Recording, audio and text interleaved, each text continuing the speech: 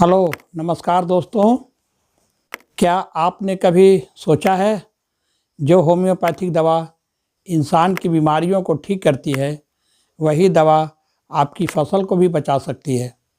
खेती अब नहीं रही सिर्फ मिट्टी और पानी की बात, अब खेती में आ गया है होम्योपैथिक विज्ञान, जो अब किसान का नया साथी बन गया है।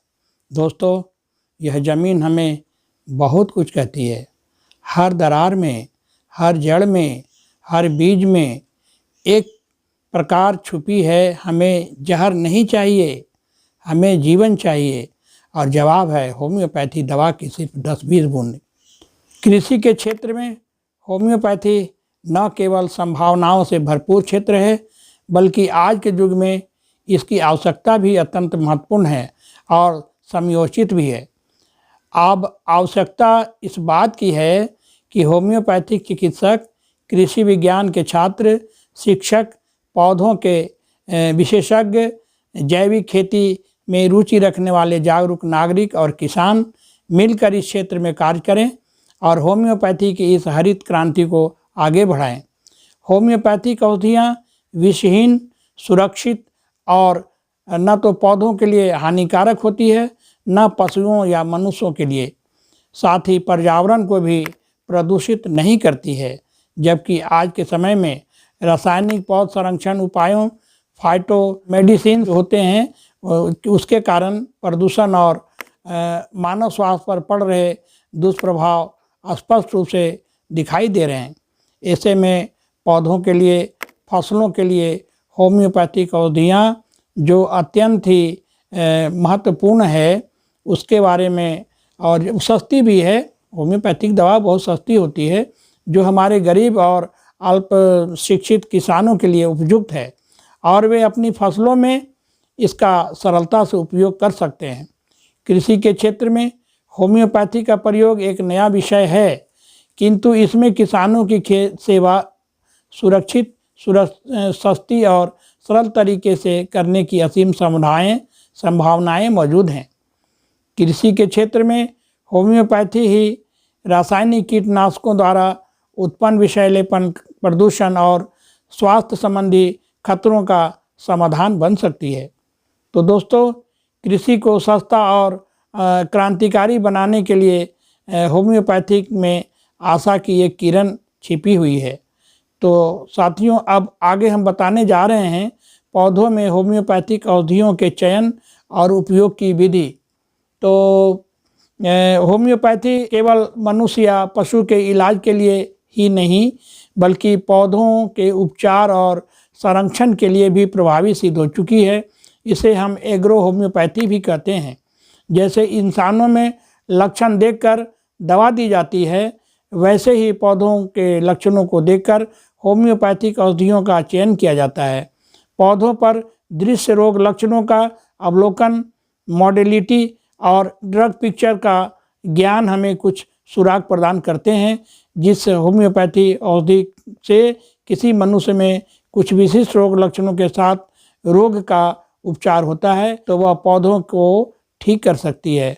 चलिए दोस्तों, अब जानते हैं कौन सी बीमारी में कौन कौन सी होम्योपैथिक दवा पौधों के लिए फ़ायदेमंद है। जैसे यदि पौधा बहुत कमज़ोर है और बराबर बीमार हो रहा है, तो उसे साइलिसिया 200 या अर्निका 30 जैसी औषधियाँ पौधों को प्राकृतिक मजबूती देने का काम कर सकती है। जैसे सब्जियों के पौधों में फूल और फल नहीं आते हैं, बहुत लोग ऐसे शिकायत करते हैं कि पौधे में फूल और फल नहीं आ रहे हैं, तो इस स्थिति में पल्सेट्ला 30 एक दवाई है होम्योपैथ का।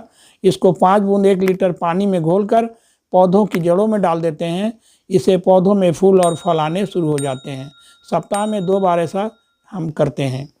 और पौधों में पेस्टिसाइड कीड़ों को हटाने में कैलेंडुला क्यू मदर टिंचर या इचिनेशिया मदर टिंचर क्यू का घोल 1 लीटर पानी में 15 से 20 बूंद दवा डाल देते हैं और उसको मिक्स करके पौधों में छिड़काव करने से कीड़े हट जाते हैं। लीफ कर्स वायरस के कारण क्या होता है कि पत्तियां सिकुड़ जाती हैं और सड़ मुड़ने लगती है। और इसे बचाव के लिए हम क्या करते हैं कि सिमिसिफ्यूगा 30 पावर का, नाइट्रामोर 30 पावर का और आर्सेनिक 200 का प्रयोग करते हैं। ये ब्लाइट रोग, इसे वायरस के कारण पत्तियों पर भूरे धब्बे और पत्तियां झुलसने लगती है। इसे रोकने के लिए हम बेलाडोना 30 और फास्फोरस 200 का उपयोग करते हैं। अब आगे बताने जा रहे हैं बैक्टीरियल लीफ स्पॉट्स। इसके कारण क्या होता है कि पत्तियों पर धब्बे आने लगते हैं और पत्तियां झुलसन सी होने लगती है। ऐसे समय में मर्क्यूरियल सॉल 30 और इचिनेसिया क्यू का मदर टिंचर घोल बना करके उसको छिड़काव करते हैं और मर्क्यूरियल सॉल 230 का हम जड़ में इसको डालते हैं।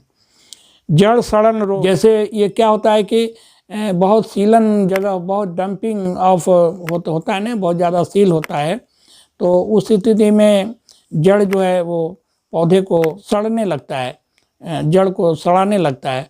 तो इसको रोकने और मिट्टी का रोग जिसमें प्रतिरोधक क्षमता को बढ़ाने में हम कार्बोवेज 200 का और साइलिसिया 200 का उपयोग करते हैं। ये दोनों दवा जड़ सड़न जो होता है उसको रोकने में बहुत ही महत्वपूर्ण दवाई है। और जैसे कुछ लोग का शिकायत रहता है कि फलों का सड़ जाता है, गल जाता है और नहीं निकलता है फल, तो उसको उस संक्रमण को नियंत्रण करने के लिए ये क्या करते हैं, काली बाइक्रोम 30 और आर्सेनिक 30, ये दो दवा बहुत उपयोगी है। और फलों सब्जियों में पड़ने वाले कीड़ों को रोकने के लिए क्रियोजोट 200 पोटेंसी की दवा 1 लीटर जल में 3-4 बूंद 5 बूंद डाल देते हैं और पौधों में छिड़काव करते हैं और पौधों के जड़ में भी इसको डालते हैं, तो ये रोग से उसको छुटकारा मिल जाती है। अब आगे हम बता रहे हैं, जैसे फूल झड़ जाते हैं, फल गिर जाते हैं, चू जाते हैं, तो जिसको ब्लॉसम ड्रॉप बोलते हैं, तो ये फूलों और फलों को गिरने से रोकने और पौधों की वृद्धि बढ़ाने के लिए कलकेरिया फॉस, बायोकेमी की कलकेरिया फॉस आती है एक दवाई, और काली फॉस आती है 6X में, दोनों दवाई को मिक्स करके उसको हम पौधों के जड़ में डालते हैं। और बोरेक्स 30 फास्फोरस 200 दवाई भी इस बीमारी को रोकने में मददगार है, इसको भी हम जड़ में डालते हैं। तो कीट जनित क्षति जो होती है, एफिड्स जिसको बोलते हैं, ट्रिप्स बोलते हैं, वाइट फ्लाई बोलते हैं, ये सब के कारण जो होता है, इन कीटों के कारण जो होता है पौधा जो है मरने लगता है, खराब होने लगता है। तो इससे क्या होता है कि इन कीटों की संख्या को नियंत्रित करने के लिए तथा इनसे पौधों की सुरक्षा बढ़ाने के लिए हमारे पास एक बहुत ही उपयोगी दवा है एस्टाफिस एग्रिया 30, सीना 30, लीडम पाल 30।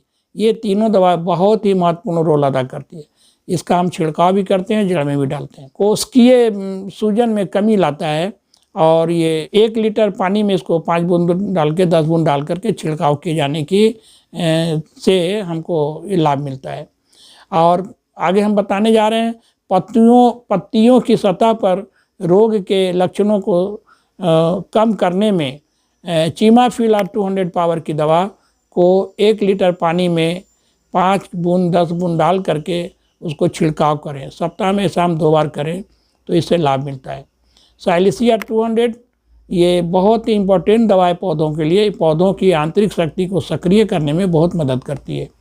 तो रोग प्रतिरोधक क्षमता को बढ़ाने में और प्रतिकृति को रोकने में थूजा 30 और 200 औषधि भी कारगर है। से पत्तियों के दाग धब्बों, जलन या संक्रमण को तीव्र नियंत्रण करने में मदद करती है। एक दवा और है आर्सेनिक एल्बम, ये बहुत उपयोगी है। ये फसल की आवश्यकता के अनुसार इसे 3-4 बार हमें छिड़काव करना चाहिए। इचिनेसिया क्यूब मदर टिंचर पानी में घोलकर प्रतिरक्षा बढ़ाने वाली क्लासिकल औषधि वायरस और फंगस दोनों में सहायक है। तो आगे हम बताने जा रहे हैं दोस्तों, कभी कभी ऐसा देखने में आता है कि पौधों में चींटियाँ लग जाती है। इस स्थिति में नीम ऑयल हल्दी पाउडर को पानी में मिलाकर या हींग को पानी में घोलकर छिड़काव करना चाहिए। चींटी इसलिए लगती है कि उसमें कीड़ा पड़ जाते हैं ना, कीड़ा को खाने के लिए चींटी जो है पौधे में लग जाती है। तो उसको हम नीम पाउडर हल्दी पाउडर को मिला करके या हींग को पानी में घोलकर उसका छिड़काव करें तो इससे लाभ मिलेगा। एक दवा कैम्फर भी हमारे पास बहुत इंपॉर्टेंट दवा है। इसको क्या करते हैं, 2-3 बूंद 1 लीटर पानी में घोलकर छिड़काव कर सकते हैं और इसको साथ ही जड़ों में भी डाल सकते हैं। इससे कीड़े जो है, चींटियाँ जो है नहीं लगती है। तो और एक दवा आगे है हम बताने जा रहे हैं, एफिड्स कीड़े जो होते हैं, उसमें सोरिनम 200 और कॉक्सिनेला 200 की 2-3 ड्रॉप 1 लीटर जल में घोलकर छिड़काव करें।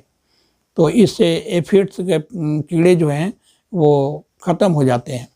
स्पाइडर माइट्स बोलते हैं, ये कीड़ा होता है, इसमें सोरिनम इसमें बहुत ही उपयोगी दवा है। इसको भी उसी तरह से 2-3 बूंद 1 लीटर पानी में घोलकर और इसका स्प्रे करें और इसको जड़ में डालें। यदि स्पाइडर माइट्स में सोरिनम से लाभ ना मिलता हो तो फिर आगे एक दवा है पेट्रोलियम 30 का हम जल में 2-3 बूंद डाल करके स्प्रे करें और जड़ में डालें। यूरिया फर्टिलाइज़र, यूरिया का हम लोग सेवन पौधों में बहुत करते हैं, लेकिन हमारे पास भी यूरिया का विकल्प है। यूरिया फर्टिलाइज़र के तौर पर हमें यूरिया प्यूरा एक दवा है होम्योपैथी में, उसका 6 पोटेंसी जो है पानी में घोलकर जड़ों में डालते हैं तो पौधे लहला के आगे बढ़ने लगते हैं। अब एक आगे हम बहुत ही इम्पोर्टेंट चीज़ बताने जा रहे हैं, जैसे बीज की रोपाई करते हैं तो बीज को भी हम पहले ट्रीटमेंट करना चाहिए। बीज की रोपाई करने के पहले बीजों को पहले ट्रीटमेंट करनी चाहिए। इसके लिए क्या है कि आर्निका 30 या साइलेशिया 200 का घोल बनाकर बीजों को पानी में 6 से 10 घंटों के लिए भिगो देते हैं और उसके बाद उसका हम रोपाई करते हैं। अब सवाल आता है कि इन औषधियों का उपयोग कैसे करें। तो ऐसे हम पहले भी बता चुके हैं, लेकिन लास्ट में बता देते हैं कि 5 से 10 बूंद 1 लीटर साफ पानी में मिलाएं, अब पत्तियों पर स्प्रे करें और जड़ों में सीधा डालें। इसे हर 6 से 7 दिन के बाद 10 दिन के अंदर जो है इसको बार बार दोहराने की आवश्यकता है। इससे पौधे आपके मजबूत होते हैं। तो दोस्तों ये था मेरा ये कुछ दवाइयों के बारे में, और आगे हम कुछ अपना निष्कर्ष देते हैं, कुछ सुझाव देते हैं कि खेती सिर्फ अनाज उगाने का काम नहीं है, ये धरती माँ से जुड़ने की साधना है। और जब सावधान हो देसी होम्योपैथिक तो हर चीज़ बीज में चमत्कार जरूर होगा। एक बीज में छुपा होता है जीवन और एक सही दवा से बनता है भविष्य। आपका एक छोटा कदम होम्योपैथी खेती की ओर बदल सकता है न सिर्फ आपकी फसल बल्कि आने वाली पीढ़ियों का रास्ता। आज ज़रूरत है प्राकृतिक, सस्ती और संस्कारी खेती की, जो हमें हमारी जड़ों से जोड़ती है, होम्योपैथी जैसी देसी शक्ति से। अंत में हम कहना चाहेंगे कि होम्योपैथिक डॉक्टर और कृषि वैज्ञानिक मिलकर इस क्षेत्र में अध्ययन और अनुसंधान करें। केंद्रीय अथवा राज्य सरकार को चाहिए कि वे कृषि विश्वविद्यालयों या होम्योपैथिक अनुसंधान संस्थानों में कृषि होम्योपैथिक अनुसंधान के लिए अनुदान और आवश्यक सुविधाएं उपलब्ध कराएं, क्योंकि वित्तीय सहायता किसी भी अनुसंधान कार्य की रीढ़ होती है। जो लोग कृषि होम्योपैथी का ज्ञान रखते हैं वे अपने वैज्ञानिक अनुभवों और जानकारी को साझा करें। हमारा यह भी आग्रह है और सुझाव है कि प्रशिक्षित कृषिविदों या प्लांट डॉक्टरों को होम्योपैथिक में विशेष प्रशिक्षण दिए जाएं, या होम्योपैथिक डॉक्टरों को भी कृषि विशेषता पौधों और पौध रोगों में संक्षिप्त प्रशिक्षण पाठ्यक्रम कराए जाएं। तो दोस्तों, अब पौधों को भी मिलेगा देसी इलाज, बिना जहर, बिना खर्च। आज ही अपनाइए होम्योपैथी खेती का तरीका। वीडियो अच्छा लगा हो तो लाइक करें और डॉक्टर गणेश शंकर चैनल को सब्सक्राइब करना ना भूलें। जय किसान, जय भारत, जय होम्योपैथी। धन्यवाद दोस्तों।